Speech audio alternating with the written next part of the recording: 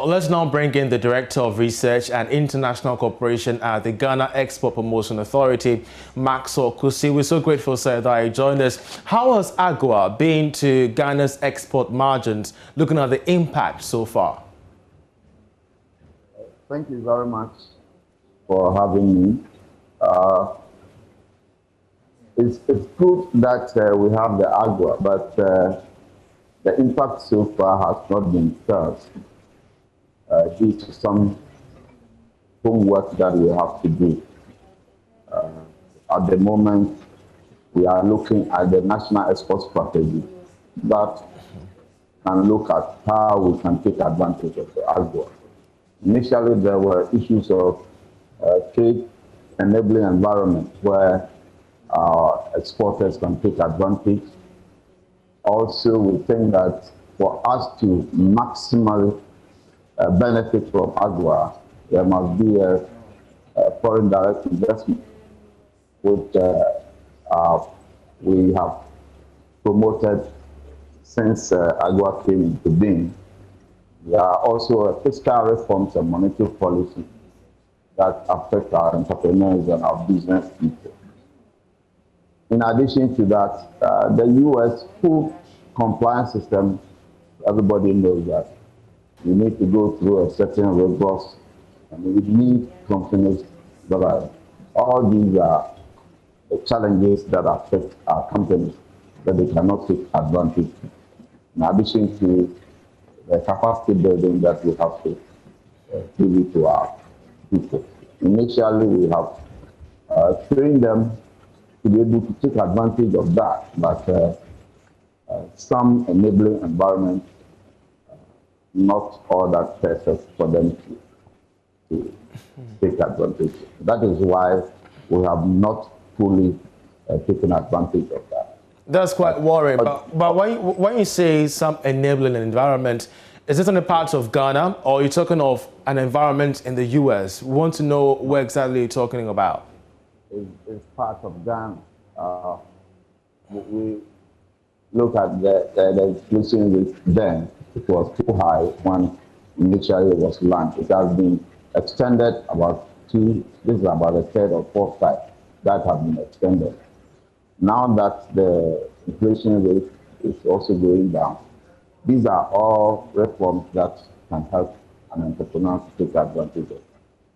Then, for somebody to also export food products to U.S., the compliance, you need some investment. So those are the challenges that we need to address to a certain point before we can take advantage.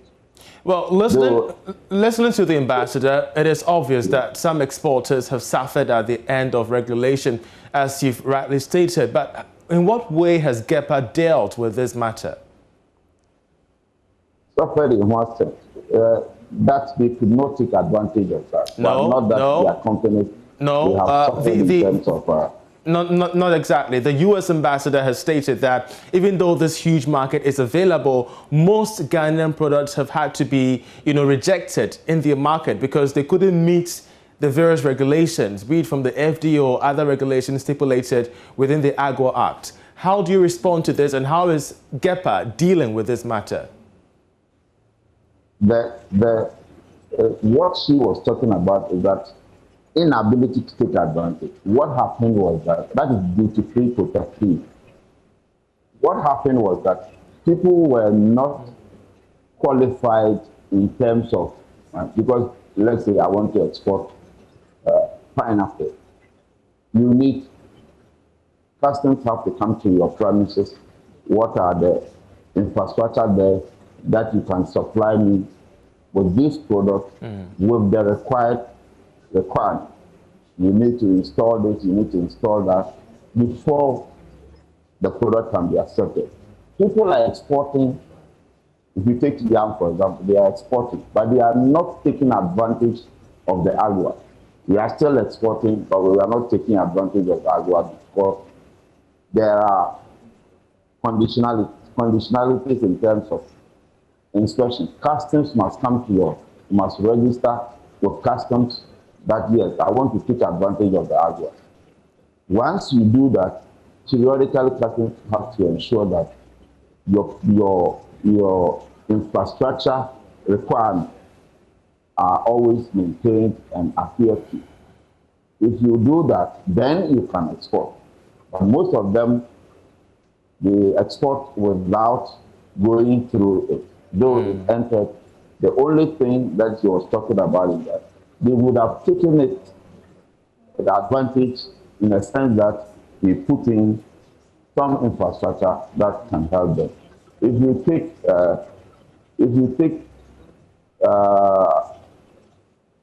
this textiles and garments, and if you go to what the BTRT at Old Kingsway place, you could see the kind of infrastructure that they have put in place.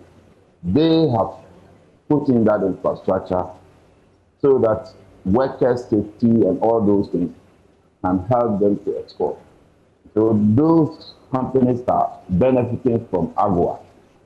But our companies that for food infrastructure, you have to do a lot of work. You need money.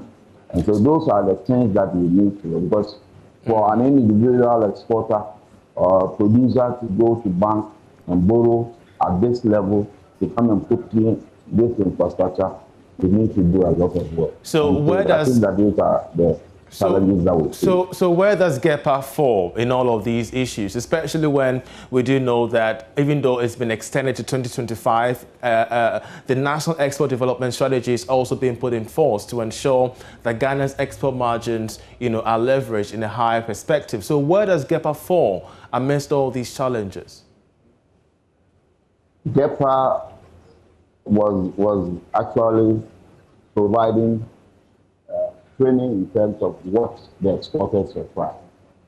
But when it comes to investment issues, you can refer them to other commercial banks or the Exim Bank or the other offshore banks.